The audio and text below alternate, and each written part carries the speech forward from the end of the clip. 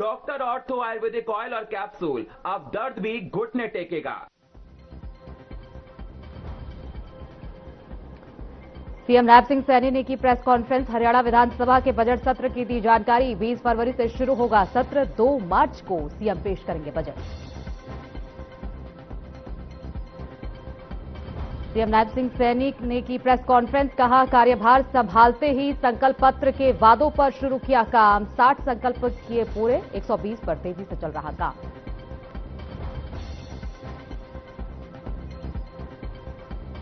पानीपत में अज्ञात वाहन ने बाइक को मारी टक्कर। बाइक सवार तीनों युवकों की मौके पर हुई मौत। सामान लेने के लिए घर से निकले थे तीनों।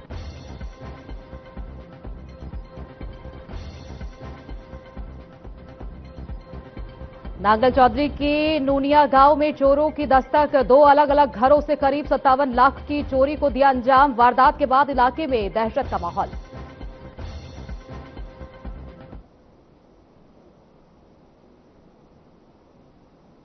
नमस्कार, मैं हूं आपके साथ सोनिया। शुरू करेंगे हमारा डिबेट शो मसला। 20 फरवरी से हरियाणा विधानसभा का बजट सत्र शुरू होने वाला है। सत्र को लेकर पक्ष और विपक्ष अपनी अपनी तैयारी में जुट गए हैं। इस बार का बजट सत्र न सिर्फ लंबा चलेगा बल्कि हंगामेदार रहने की भी पूरे आसार हैं। बजट सत्र की तैयारियों को अंतिम रूप देने के लिए बीजेपी और कांग्रेस ने अपनी अपनी पार्टी के विधायक दलों की बैठक बुलाई है। ये दोनों बैठकें 19 फरवरी को होंगी। हरियाणा सरकार ने ऐलान कर दिया है कि 2026-27 का बजट 2 मार्च को विधानसभा में रखा जाएगा और ये बजट पेश करेंगे खुद मुख्यमंत्री नैब सिंह सैनी। सवाल बड़ा है कि क्या बजट जनता को राहत देगा या फिर चुनावी वादों का दस्तावेज बनकर रह जाएगा। किसान कर्ज और एमएसपी की बात कर रहे हैं, युवा रोजगार की मांग कर रहे हैं, कर्मचारी वेतन और भत्तों पर नजर लगाए बैठे हैं। क्या इस बार सरकार सबको संतुष्ट कर पाएगी? सूत्रों की माने तो इंफ्रास्ट्रक्चर, महिला सशक्तिकरण, ग्रामीण विकास और उद्योग को बढ़ावा देने पर फोकस हो सकता है। लेकिन विपक्ष का आरोप है कि पिछले वादों का क्या हुआ? क्या इस बजट में ठोस रोड मैप होगा या सिर्फ आंकड़ों का खेल? आज की बहस में हम यही जानेंगे, क्या 2 मार्च का बजट बदलेगा हरियाणा की दिशा और दशा? क्या आम आदमी को मिलेगी राहत? चलिए शुरू करते हैं आज की बड़ी बहस।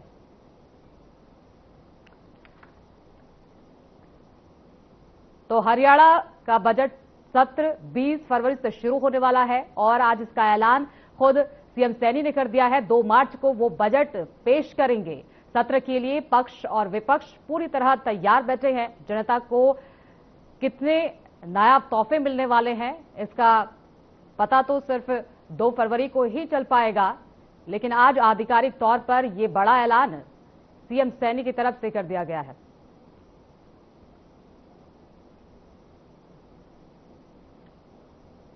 तो सीएम नैब सिंह सैनी ने आज प्रेस कॉन्फ्रेंस की थी जिसमें उन्होंने यह ऐलान किया कि 2 मार्च को वो बजट पेश करेंगे और आम आदमी को, हर हरियाणा वासी को काफी उम्मीदें इस बजट से होने वाली हैं, क्योंकि चाहे वो युवा हो, बुजुर्ग हो, महिला हो, काफी उम्मीदें हर साल लगाता है कि बजट अच्छा होगा और प्रदेश का विकास होगा, उनका खुद का विकास होगा। लेकिन ये देखने वाली बात होगी कि क्या ये बजट आम जनता की उम्मीदों पर खरा उतर पाएगा। तो 2 मार्च को पेश होगा हरियाणा का बजट। 20 फरवरी से बजट सत्र की शुरुआत होने वाली है। करीब 1 महीने का ये पूरा बजट सेशन होने वाला है जिसमें विपक्ष भी अपने तमाम मुद्दों को सरकार के सामने रखेगा और कई सवाल विपक्ष की तरफ से भी उठाए जाते हैं, चाहे वो कांग्रेस हो, जेजेपी हो, इनेलो हो या फिर कोई अन्य पार्टी। सभी पुरजोर तरीके से अपनी अपनी मांगों को, अपने अपने मुद्दों को बजट सेशन में रखते हुए नजर भी आएंगे। तो इसी पर हम चर्चा करेंगे। हमारे खास मेहमान हमारे साथ जुड़ गए हैं, उनका परिचय आपसे करा देते हैं।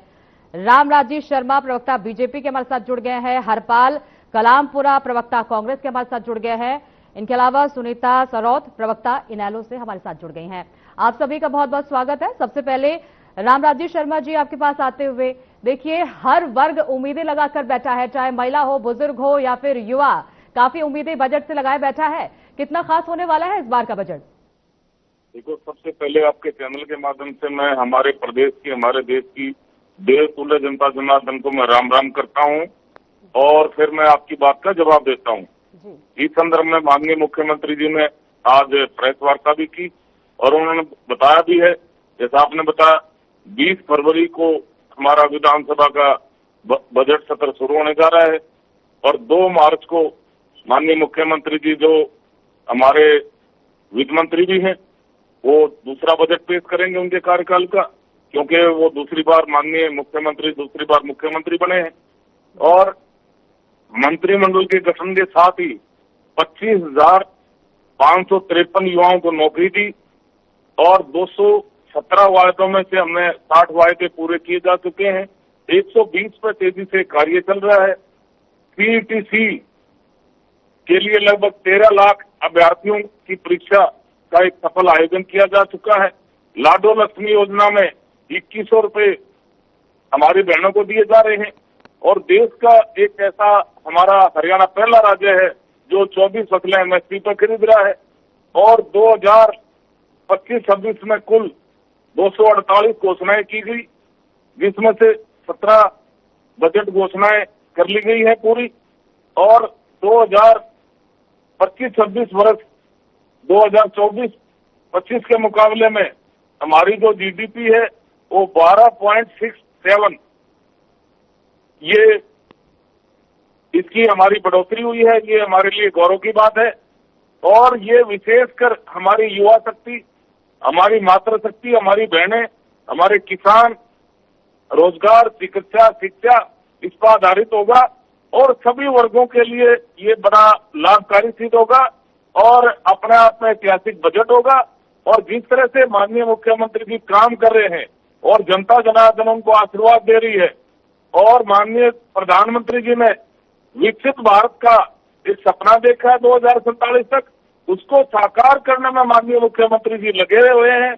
और जिस तरह से रोजगार मिल रहा है हमारे युवाओं को, जिस तरह से मातृशक्ति का सम्मान बढ़ रहा है, चाहे वो 33% आरक्षण हो, चाहे लाडो लक्ष्मी योजना हो, चाहे बीमा सखी योजना हो, चाहे अन्य योजनाएं हो, चाहे 3 तलाक हमारी मुस्लिम बहनों के लिए कष्टदायक था वो खत्म करना हो, और चाहे इंडस्ट्रियल ग्रोथ हो, चाहे बुनियादी ढांचा मजबूत करना हो, अनेकों ऐसे कार्य हुए हैं जो कभी सपने में भी नहीं होते थे, हमने देखा भी नहीं था। मैं आपको बताऊं, ये ऐसा बजट होगा जो आम जनता ये महसूस करेगी तो हमारी भागीदारी है और ये सरकार का नहीं, ये जनता का बजट होगा। 592 सुझाव प्राप्त हुए, ये दर्शाता है कि सरकार आम नागरिक से सुझाव मांग रही है। 706 सुझाव बजट में शामिल किए गए थे पिछले बार, लगभग 44% सुझाव। रामराजी शर्मा जी, आपने तमाम उपलब्धियां गिना दी सरकार की, लेकिन विपक्ष अपना जो मुद्दा है वो लेकर उस दिन पहुंचने वाला है बजट सेशन के दौरान। उनसे भी जानकारी ले लेते हैं कि किन मुद्दों के साथ वो बजट सेशन में पहुंचने वाले हैं और कितना हंगामेदार ये रहने वाला है। हरपाल लाल कलामपुरा जी, आपके पास आते हुए, देखिए विपक्ष लगातार कई मुद्दे उठाता रहा है, चाहे वो वृद्धा पेंशन में बढ़ोतरी की मांग हो या फिर युवाओं को रोजगार देने की बात हो, लेकिन इस बार क्या यही मुद्दे सेम रहने वाले हैं या फिर अन्य मुद्दों के साथ इस बार बजट सेशन में विपक्ष प्रवेश करने वाला है?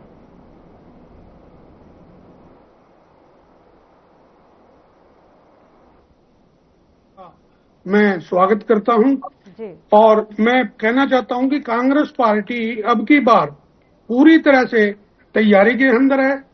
कांग्रेस फैक्ट्स, आंकड़ों और सरकारी दस्तावेजों के सहारे सरकार को पूरी तरह घेरेगी।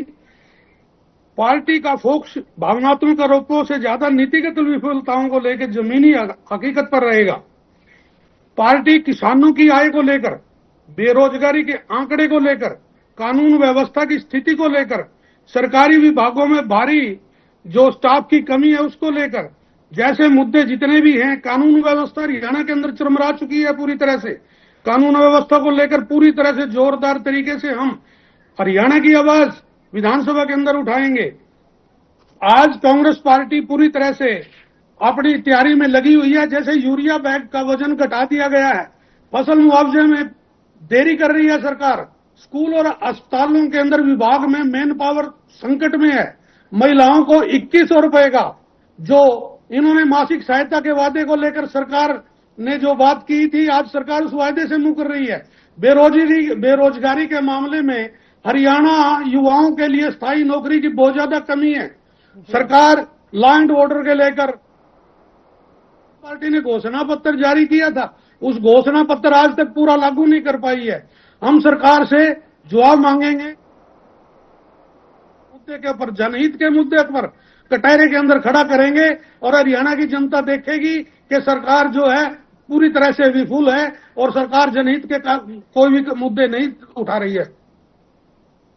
लेकिन हरपाल कलामपुरा जी, सरकार की तरफ से कहा जा रहा है कि जो हमने संकल्प थे हमारे, जो हम घोषणा पत्र में लेकर आए थे, 60 संकल्प उसमें से पूरे कर लिए गए हैं, 120 पर काम किया जा रहा है। आज सीएम ने खुद प्रेस कॉन्फ्रेंस कर इस बात की जानकारी दी है।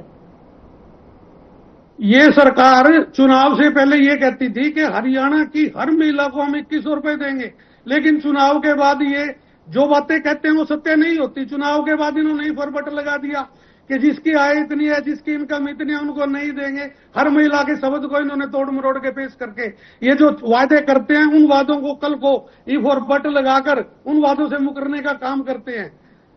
ठीक है, आपके पास लौटूंगी। सुनीता सरोज जी हमारे साथ जुड़ी है, उनसे भी ज्यादा जानकारी ले लेते हैं।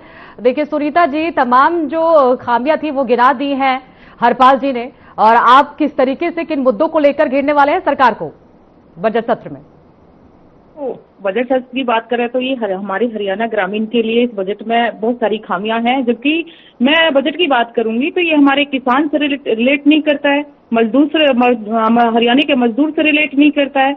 जो भी बजट इन्होंने अब की बार बनाया, कि मैं इसकी एक थोड़ा सा हकीकत बताना चाहूंगी, इसमें आम आदमी, किसान, गरीब, भारत के मतलब बेरोजगारी किसानों की कर्ज माफी, बिजली संकट खासकर हरियाणा के अंदर है, उसके लिए कोई ठोस कदम क्या मैं इस प्रेजेंट जो सरकार के यहाँ प्रवक्ता बैठे हैं मैं उनको पूछना चाहूंगी कि बताइए कि मुझे कि यहाँ कर्ज माफी के लिए कौन से ठोस आपने कदम उठाए इस बजट के अंदर। आप जो युवा बेरोजगार है उसके लिए बताइए कि हरियाणा के अंदर कितने बेरोजगार युवाओं के लिए आपने ठोस कदम उठाए, क्योंकि हरियाणा की जो आबादी ग्रामीण से रिलेट करती है, गुड़गांव को आप छोड़ दीजिए, आप उससे संबंधित मत रखिए। जो आय का आधार आप बता रहे हो, जो पर लाखों में आप जो पर व्यक्ति की जो सुविधा बता रहे हो, आपको मैं कहती हूँ कि ग्रामीण से रिलेट करती हैं सारी चीजें। ग्रामीण के लिए बताइए कि महंगाई कम हुई, मजदूरी के लिए बताइए कि मजदूरों को कहीं रोजगार मिल रहा है, मुझे बताइए कि जिनकी युवाओं की जो उम्र निकल गई संघर्ष करते करते, उनकी उम्र जा रही है, उनका जवानी भी खराब हो गई, आप ये बताइए उनके लिए इस बजट में क्या है। किसानों की कर्ज माफी जो आपने वादा किया था उसके लिए बजट इसमें क्या है, क्योंकि इन्होंने तो आंकड़े हमेशा एक पिछली बार जो आंकड़े दिए उसके अनुसार बार बार ही बजट पेशी इनकी तरफ से होती है। इनकी भूमिकाएं अलग होती है लेकिन कागज कार्यवाही अलग होती है। मैं इनसे ये भी कहना चाहूंगी कि जो जीएसटी का जो मामला था वो 2019 से 20 से जुलाई 2026 से 25 तक का जीएसटी में हजारों करोड़ों रुपए का जो घोटाला था, मुझे बताइए कि इन्होंने कितने लोगों को उसमें जो दोषी थे क्या कार्रवाई हुई, कितने दोषियों के खिलाफ इन्होंने कार्रवाई की।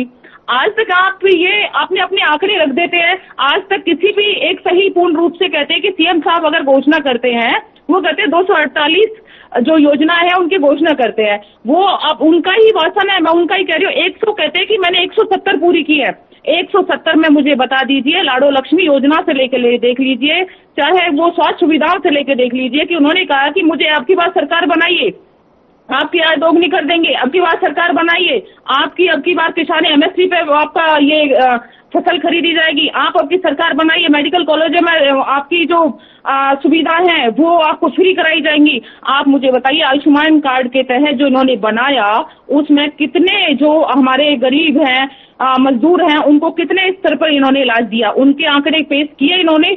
मैं ये बस सिर्फ कागज कार्यवाही में है।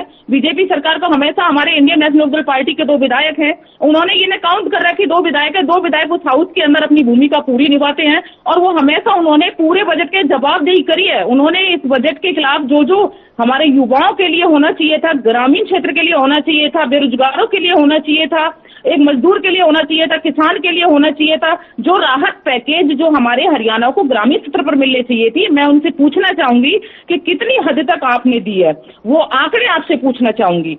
आप तो कहते हो कि आपने सरकार की वाहवाही करते आ रहे हैं। आप लाडो लक्ष्मी योजना की बात करते हैं। आइए मैं ग्रामीण क्षेत्र आपको विजिट कराती हूँ। लाडो लक्ष्मी योजना के तहत हर लाडो लक्ष्मी योजना जो आपने चलाई, आपने आयुष्मान कार्ड चलाया, आज वो बंद है। किसी भी हॉस्पिटल्स को आपने, और जिन हॉस्पिटल्स को आपने पाबंद बनाया था, आज उन हॉस्पिटल्स के अंदर आयुष्मान कार्ड के तहत कोई भी इलाज नहीं मिलता। उसमें शर्तें लागू की गई हैं।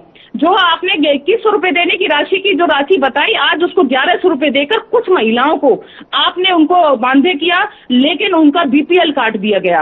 आपने इसी आधार पर वृद्धों की आय की बढ़ाने की दोगुनी वृद्ध पेंशन की बात करी थी, उनको फैमिली आईडी से जोड़कर उनकी पेंशन काटने का काम किया। हमारी इंडियन नेशनल पार्टी है जो कि सवालों का जवाब ले लेंगे, इन्हीं सवालों का जवाब ले लेंगे। राजीव जी बताइए, जवाब दीजिए। तमाम सवाल खड़े कर दिए हैं। देखो, पहले मैं मेरी बहन का जवाब देता हूँ। हमारी बहन ने पूछा लाडो लक्ष्मी योजना, हमारी सरकार ने जो हमारी मातृशक्ति के लिए, हमारे बहनों के लिए काम किया, आज तक किसी सरकार ने नहीं किया। 33% आरक्षण हमारी सरकार ने दिया हमारी बहनों को। 3 तलाक जो मुस्लिम बहनों के लिए कष्टदायक था, वो हमारी सरकार ने खत्म किया। लाडो लक्ष्मी योजना हम लेकर आए, बीमा सखी योजना हम लेकर आए, लखपति दीदी योजना हम लेकर आए, ड्रोन दीदी योजना हम लेकर आए। और माननीय मुख्यमंत्री जींद में जो हमारा बहुत ही बढ़िया, जो हरियाणा का ऐतिहासिक त्योहार होता है सामण में कोथली लेके जींद में हमारे मुख्यमंत्री हमारी बहनों की कोथली लेकर गए।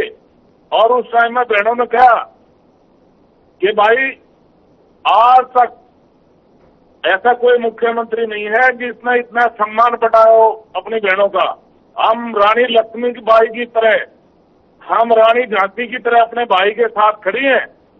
और ये किसी की हिम्मत नहीं कोई 3-5 कह दे हमारे भाई के बारे में। आज तक सबसे लंबे समय तक का सीएम चौधरी भजनलाल जी रहा है। अपने भाई को हम 20 साल तक मुख्यमंत्री रखेंगे। किसी की हिम्मत नहीं कोई 3-5 कह दे हमारे भाई के बारे में।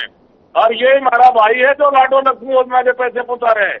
उन बहनों के पैसे उनके खाते में पहुंच जाते हैं। ये 1100 की बात कह रही थी मेरी बहन ने, 1100 रुपए उनके खाते में और 1000 रुपए एफडी। और ये बहन जी एफडी जो उनके संकट काल में काम आएंगे। और जहां तक रोजगार की बात है, सबसे ज्यादा रोजगार हमारी सरकार ने दिया। और माननीय मुख्यमंत्री जी उस टाइम में दूसरे टर्म के लिए मुख्यमंत्री हमारी पार्टी ने घोषित किया था। उस टाइम में उन्होंने वादा किया था, जब कांग्रेस के भर्ती रोक को गैंग ने ये 25,000 युवाओं की भर्ती रोक दी थी। उन्होंने कहा था कि भगवान की कृपा से देव तुम्हें जनता जनार्दन के आशीर्वाद से हमारी सरकार बनेगी। और मैं पदभार बाद में ग्रहण करूंगा, पहले अपने बहन भाइयों को रोजगार दूंगा। उन्होंने दिया, वो जुबान के धनी है। नहीं, और जो जमीनी स्तर पर आइए, जो जमीनी स्तर पर 1.25 लाख ये SKR में जो बच्चे लग रहे हैं, इनके टाइम में ठेकेदारी प्रथा में होते थे। हमारी सरकार ने ठेकेदारी प्रथा बंद करी।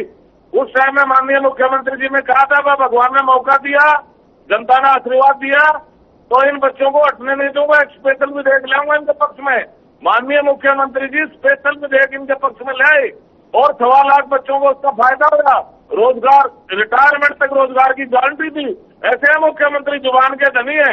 अब मैं कांग्रेस का प्रवक्ता देख रहे हमारी तरफ है, मैं मेरे भाई सुन ले, कांग्रेस के प्रवक्ता, इनका MLA सेतिया है, सेतिया सिरसा से, उसने कहा था, भाइयों में भगवान की सौगंध खा के कहता हूं, आज तक का सबसे पॉपुलर मुख्यमंत्री डॉक्टर नायब सिंह सैनी है।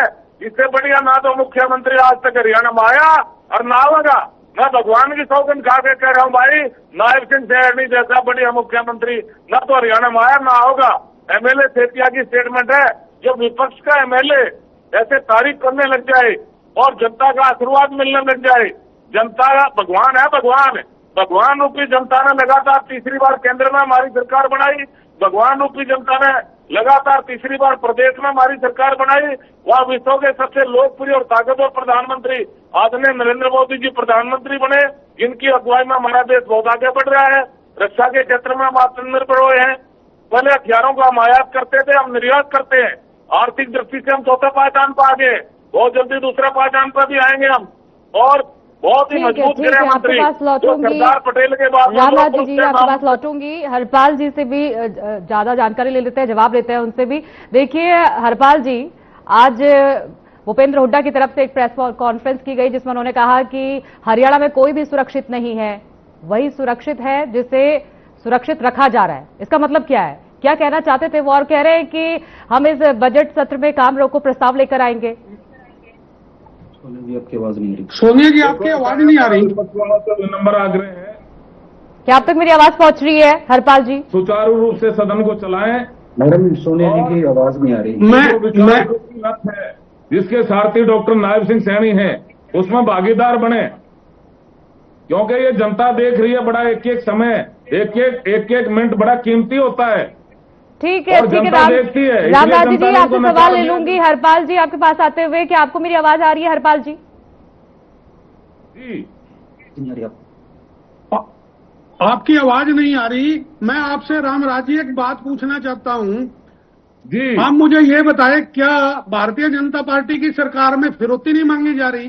क्या गोलीबारी नहीं? हर रोज सरेआम बाजार के अंदर गोलियां चल रही हैं, सरेआम गोलियां चल रही हैं, रंगदारी मांगी जा रही है। आज दलित की बेटी को जिंदा जला दिया था अमृतपुर कांड याद कर। आज थाने को होमगार्ड चला रहे हैं। याद कर गोहाना कांड, ये आज थानों पे, आज थानों के अंदर पुलिसकर्मी नहीं है। को जिंदा जला दिया, थाने को होमगार्ड चला रहे हैं, थाने को होमगार्ड चला रहे हैं, कांड, ट्रैफिक व्यवस्था को होमगार्ड देख रहे हैं। होने का नौटंकी करते हो। बड़े बड़े व्यापारियों से रंग फिरौती मांगी जा रही है। और आपके पूर्व विधायक, दलित विधायक से, आपके पूर्व विधायक से ही रंगदारी मांगी गई। महम के पूर्व विधायक से भी रंगदारी मांगी गई, फिरौती मांगी जा रही है। क्या कानून व्यवस्था यही है? क्या सरकार ऐसे चलाई जाती है?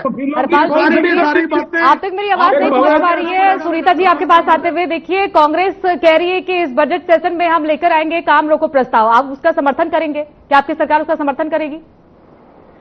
देखो जो जनता हित के लिए होगा उसका समर्थन हमेशा से इंडियन नेशनल लोकदल पार्टी ने किया है, क्योंकि जनता की भलाई के लिए जो चीजें होती है उन्होंने हमेशा, इंडियन नेशनल लोकदल पार्टी ने हमेशा अपना 100% दिया है, समर्थन भी किया है। लेकिन आज अगर विपक्ष की अगर भूमिका हम निभाते हैं, पूरे हाउस के अंदर देखेंगे 2 नेता विपक्ष की भूमिका निभाते हैं, अगर कोई विपक्षी नहीं है, पहली बात तो। दूसरी बात है कि हरियाणा की अगर हम जिस तरीके से भी बजट के लेवल पे बात कर लो, बेरोजगारी पे लेवल पे बात कर लो, महिला संरक्षण की बात कर लो, लिंग अनुपात पे बात कर लो, आप ये कानून व्यवस्था पे आप बात कर लो, हरियाणा की जितनी हद तक चरम सीमा होनी चाहिए थी उस तरीके से हरियाणा हालात बिगड़े हुए हैं। आप ये भाई साहब अभी बात कर रहे हैं कि हमारे नायब सैनी जी ने ये दिया, नायब सैनी जी ने वो दिया। मैं कहती हूँ माननीय मुख्यमंत्री जी हैं, लेकिन वो अपना फैसला खुद नहीं ले सकते। मैं कहती हूँ कि वो आप ही खुद अपने मुंह से कहते हैं मैं तो एक इंस्पेक्टर का भी तबादला नहीं करा सकता। तो आप योजनाओं की जो बात कर रहे हैं, आप धरातल पर कागज कार्रवाई दीजिए। और उन्होंने जिक्र किया कि एमएसएमई के अंदर हमने 72,000 कुछ लघु उद्योग लगाने के लिए दिए। मुझे बताइए कि एक भी ऐसा किसान व्यक्ति, मुझे ये बताइए कि एक ऐसे ग्रामीण क्षेत्र से जुड़ा हुआ व्यक्ति, गरीब कमेरे किसान का, मजदूर का, ये बताइए लघु उद्योग किसने लगाया? वो सीमित व्यक्ति हैं जो पूंजीपति हैं, और पूंजीपति वो है जो 9 से 10% लोग हैं, जिनकी आबादी 9 से 10% लोग तक सीमित रह जाती है। उन परसेंटेज लोगों का जो आंकड़ा ये लगाते हैं, ये ठीक है। सुनीता जी, तमाम सवाल आपने खड़े किए, बीजेपी ने भी उसकी जवाब देने की पूरी कोशिश की। हालांकि आप कह रहे हैं कि एमएसपी, लेकिन 25 फसलों पर एमएसपी पर खरीद होती है हरियाणा में, और पहला राज्य है हरियाणा। और जिस तरीके से 2014 के बाद लगातार सरकार वहां पर रही है, और यही जनता का विश्वास है, बार बार सरकार क्यों आती है? अगर आप कह रही है कि तमाम खामियां हैं, तो खामियों के बावजूद सरकार का आना अपने आप में भी बड़ा सवाल हो जाता है। बहुत बहुत शुक्रिया आपका हमसे जुड़ने के लिए। तो फिलहाल के लिए मसला में इतना ही, बने रहिए हमारे साथ।